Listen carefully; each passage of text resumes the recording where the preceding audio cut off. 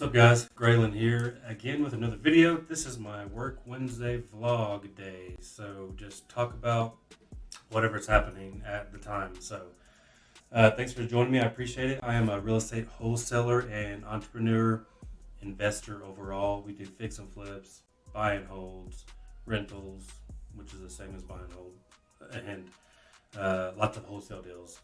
We also do novation deals, which is like a hybrid of wholesale and retail.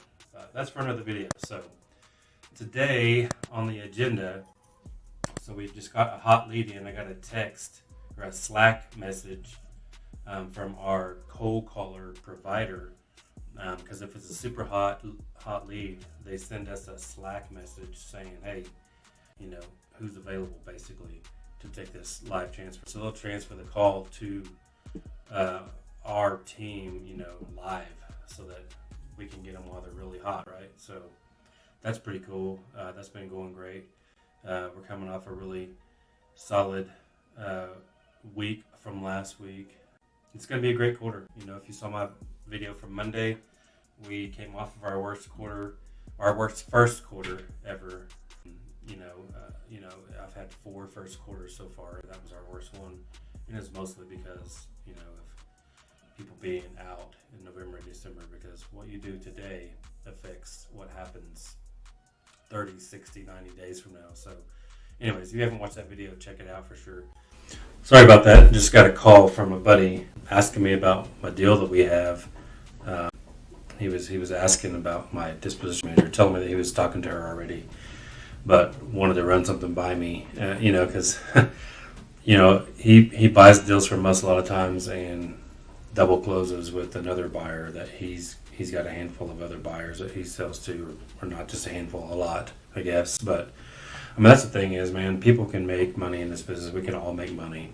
So I'm like, it's cool. What you make is your business. I don't really mind. But he was just kind of giving me the heads up just to be upfront, I guess. But anyways, as I was saying, a lot of people have asked me about this cold calling company, and everything that I use in my business. Let me turn this camera just a little bit. But everything I use in my business every day, what we actively use on a day-to-day basis, is always in the description in my videos. So that cold calling company is in the description if you are interested. It's crazy expensive, but it's crazy worth it, because we literally we've already gotten 2 hot leads. Actually, we've gotten 3 leads today now, 2 of which they hit us up on Slack, because like I said, if they want 40 to 70% lower than the ARV, they're going to hit us up on Slack so they can try to do a live transfer to one of my acquisition managers. Otherwise, it'll just go into a form fill that goes straight into our Podio. But even those deals, they're usually like, okay, maybe they want 70 to 80% of ARV. They don't hit us up for a live transfer on those. So every lead is really, really good typically. So, you get what you pay for in life. That's just the way things go. Typically, not always, but usually when things are more expensive, they're usually more expensive for a reason, right? So it's worth it. And that's exactly why, some people have asked me, why is your course so much or whatever? And it's really not that much compared to other courses out there. It's actually a lot less. But the courses are valuable, I've spent 4 years or so of my life and literally $250,000 between education and softwares and just learning this business inside and out. So all that knowledge and years and money spent, all compiled into courses that I make, is not expensive. I think my wholesaling courses, and by the way, I have a completely free wholesaling course too, for those of you that want it. Go to graylanstewart.com, click on the button, the red button on the left, the far left. If you're on your phone, it's the first one you see. But it's a completely free, 100% free, no strings attached course, step by step. But then I have a wholesaling course, that you pay for, that's super in depth. Like, you can't not do a deal from that if you just follow the plan, right?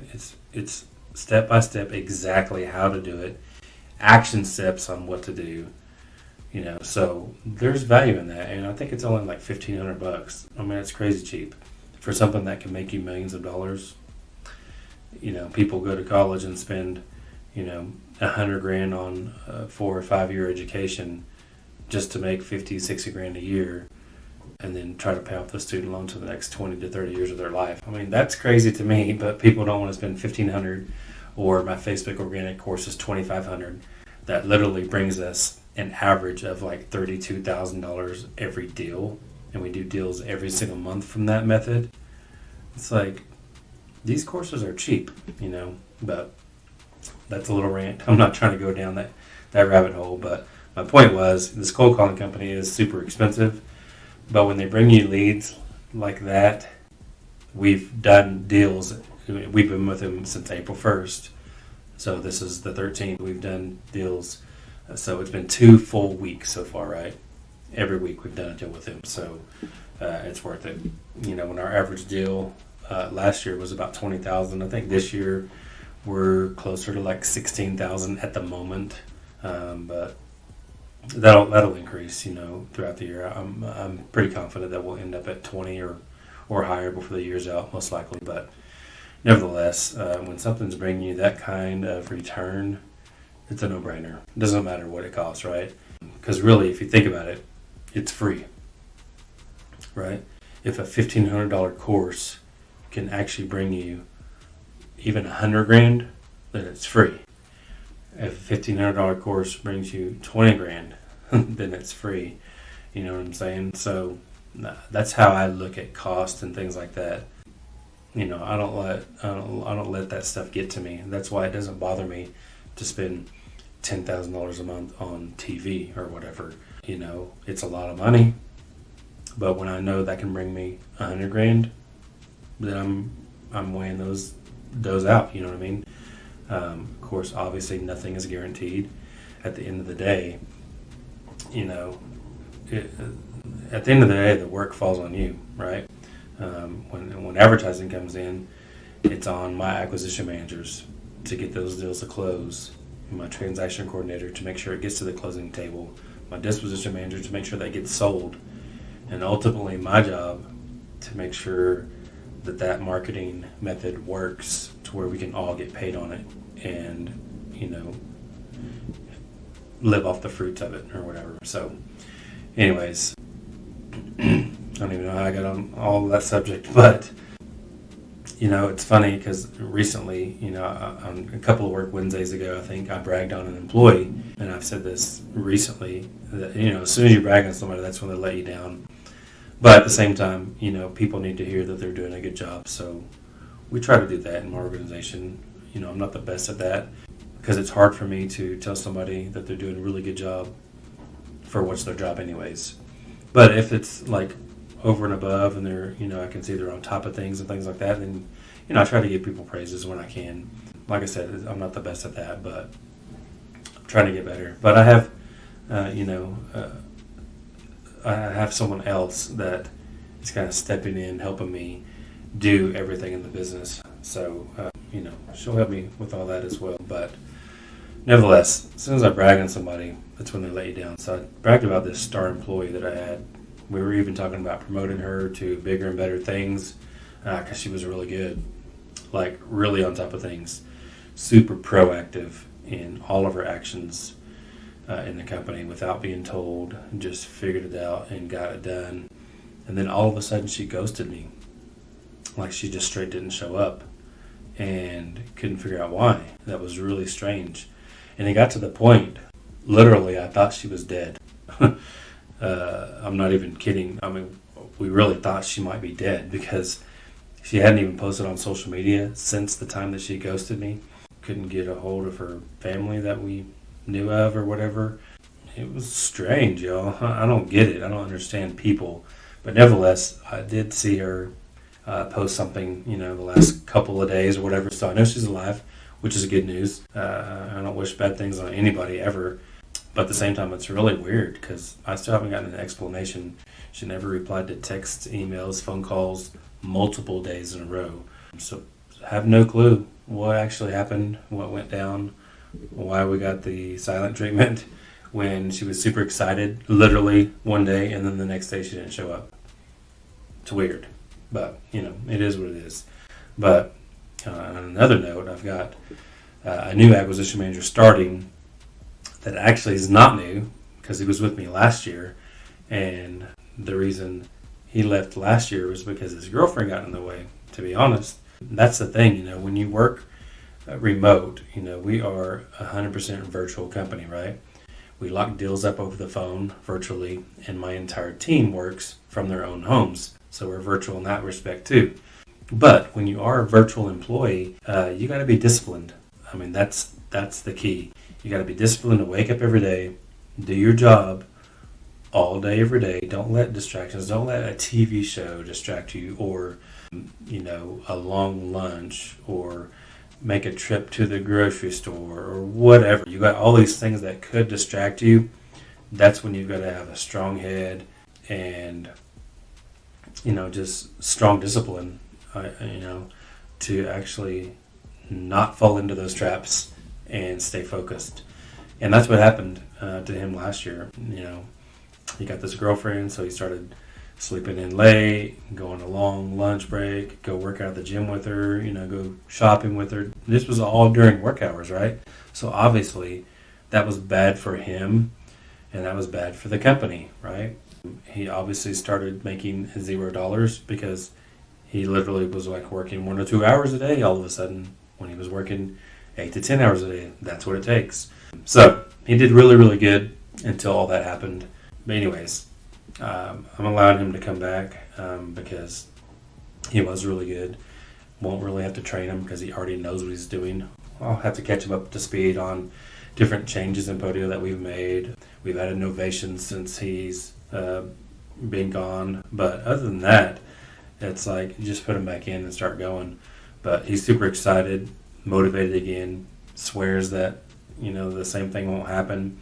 If he does get a girlfriend or whatever else, he'll make sure to keep that separate, to where he can really dedicate an 8 to 5, 8 to 6 kind of hours for the company so that he can make money. That's at the end of the day, money is important. It's not the most important thing in the world, obviously. The love of money, is evil, but money itself is not evil because it's necessary, right? Everybody needs money to live. To buy the things that you need, buy some things that you want, so money is necessary.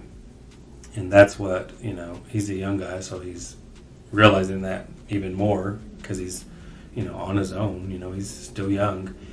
He's only a couple of years, maybe even a year older than my oldest kid. So, still a kid. But hopefully that'll work out good, and I'm excited to have him back. But definitely on the ramp-up stage, my job in the company is strictly marketing, vision of the company, where we want to go, how we're going to get there. So that's my goal, is to still drive in tons and tons of leads, right? Because, now I'll have 4 acquisition managers at that point. So I got to bring more leads in. So that's on me. And I'm going to make that happen because literally we should, my goal is to have each acquisition manager at least get 1 to 2 deals every single week. And they should be able to do that with the amount of leads, even without even increasing the lead flow, just from follow-up itself. I've got one acquisition manager that's been with me the longest. She typically does a deal a week, and she's part-time. She's a little less than part-time, but typically still outperforms everyone else because she's a follow-up boss. That this whole game is follow-up. And that's what I was explaining to some other people, and that's why I was successful in my sales career throughout the years, is I can fit a ton of things all in a small amount of time, right? I can do a week's worth of work in a few hours that most people can't do. And that's what I think Ashley, my acquisition manager, I think that's one of her attributes as well. She might can follow up with 50 or 60 people in a 1.5 hour time span, whereas it might take someone else the entire day or 2 days sometimes to do that. But that's why she is successful and can get a lot done. So if everybody can have the mindset, anybody can do that, by the way. it just takes the discipline and actually working when you're actually supposed to be working, and not just browsing through things. Let me look into this more. You know what I mean? You're thinking about it. Oh, should I call them now? Or, you know what I mean? There's no thinking. You just dial, right? Just dial the phone, talk to the seller. You might get a deal. As soon as you hang up, dial the next seller or text them. Do both. We like to always call first, follow up with a text right afterwards, right? And pro tip, when you get a brand new lead, I tell my people, call them 3 times in a row, because a lot of times they don't answer the first time. The hardest part is to get a hold of a seller, right? But call them 3 times in a row, because typically these are older people that we're dealing with. So maybe they went to the bathroom. Maybe they have a landline and they sat it down in the other room and they couldn't get to it in time. Maybe the phone is downstairs and they just walked up to their bedroom. Whatever the case is, call them 3 times in a row, because usually they're going to answer the third time because they had time to actually get to their phone again. Plus, follow up with a text. Not only that, call them again 30 minutes later, or maybe an hour later, or every 30 minutes to an hour for that matter. That's what I would do. That's what I did when I did acquisitions. So I would hound people to death until I got a hold of them. So that's what it takes. That's the point, I guess. You got to be willing to do whatever it takes to get the job done. So calling somebody one time, obviously, is not everything you can do, right? So, anyways, so it's going to be a good quarter. We came off of our worst first quarter ever. I've been doing this for 4 years. The worst first quarter, I'll explain that simply because we have people down and out November and December, and what you do today does affect 30, 60, 90 days from now. So that's why I planned this TV and new cold calling company really about 60 to 90 days ago, and now it's coming to fruition. So we're starting to get deals from that, and now those deals are going to come to fruition 30, 60, 90 days from now. So second quarter is going to be really good. But now I'm preparing today again still for tomorrow, bringing more leads in, because I want to bring in, my goal is to bring in 60 to 100 brand new qualified leads every week. Now, obviously, people talk about, oh, you can bring in a whole lot of, sure, I could bring in 1,000 leads a week, and most of which would be trash, and it would waste my acquisition manager's time. But my goal is to bring in quality leads, pre-qualified already, ready to go, basically. They're definitely interested in some form or fashion, right? So my goal is to bring 60 to 100 of those. And lately, we haven't been doing all of the marketing because we're doing so much more expensive things. So, but we've still been at 40 to 50 a week lately. But I need to ramp that up because we got, another guy starting. So we definitely got to hit the 60 mark, because that's plenty with 4 people, and one of which is super part-time.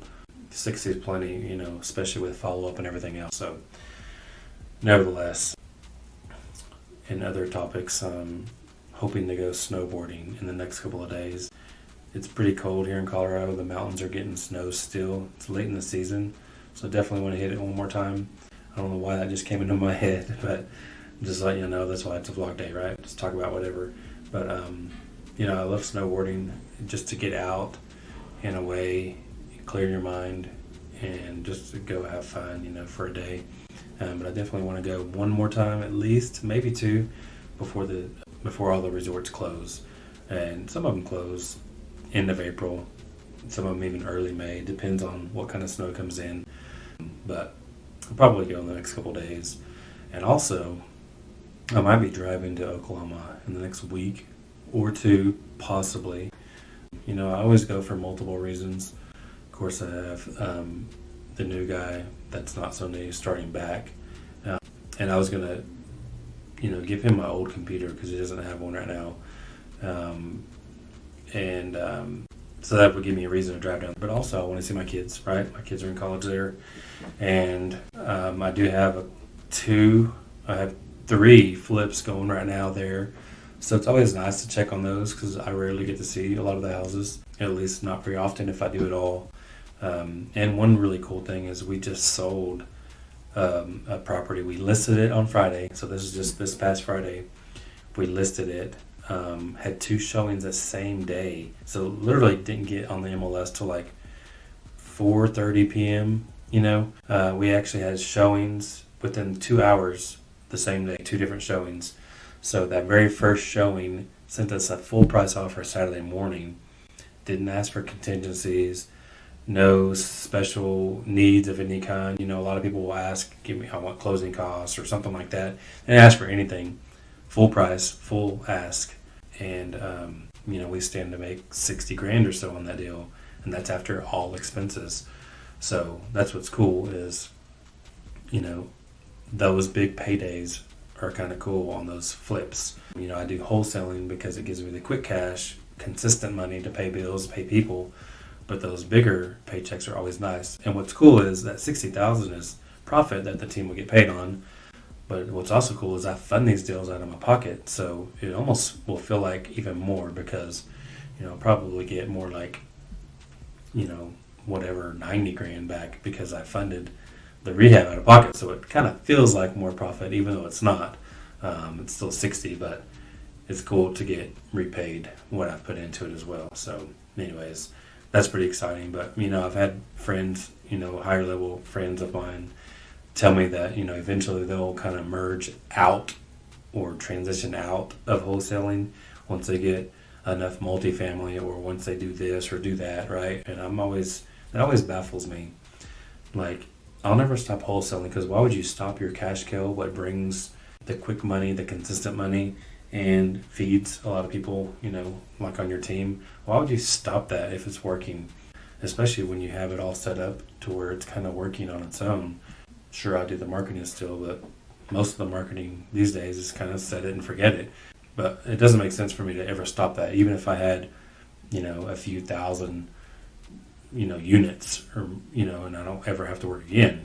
That's great, but I still want to. Why would you stop doing that? So anyways, so the wholesaling is always good for the quick, consistent cash, but flips are always nice to have those bigger paydays, and rentals are always nice to have that forever money. So that's why I choose to do them all, and I probably always will. So anyways, that's really all I got for y'all today.